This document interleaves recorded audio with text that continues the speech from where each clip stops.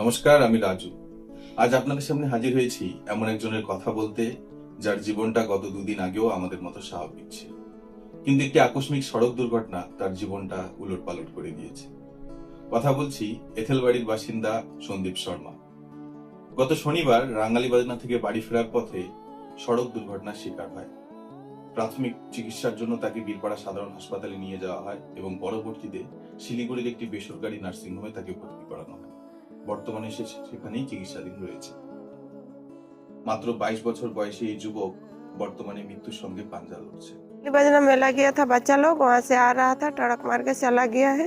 मेरा अभी उतना पोजीशन ठीक नहीं है, हमको हेल्प कीजिए सब कोई। बोल रहा है कि इतना पैसा देने से पेशेंट को ट्रीटमेंट करेगा, नहीं तो हमको पैसा चाहिए, ये बात बोल रहा है। तो मेरा उतना अभी परिस्थिति ठीक नहीं है, हमको तो किसी तरह लड़का बचाना है, उसके बाद कुछ देखेंगे। हम लोग से, आप लोग से हाथ जोड़ के ही विनती करते हैं कि हमारा लड़का को आप लोग बचा लीजिए, और हमको कुछ नहीं चाहिए। পরিবার জানিয়েছে সন্দীপের শারীরিক অবস্থা অত্যন্ত সংকটজনক। সন্দীপের পরিবার তাদের সাধ্যমতো চেষ্টা চালিয়ে যাচ্ছে, কিন্তু এই চিকিৎসার জন্য প্রয়োজন প্রায় লক্ষাধিক টাকা, যা এই মুহূর্তে এই মধ্যবিত্ত পরিবারের পক্ষে জোগাড় করা প্রায় অসম্ভব হয়ে দাঁড়িয়েছে। সাহায্যের আবেদন জানিয়েছেন পরিবারটি। আসুন না সকলে সহযোগিতার হাত বাড়াই।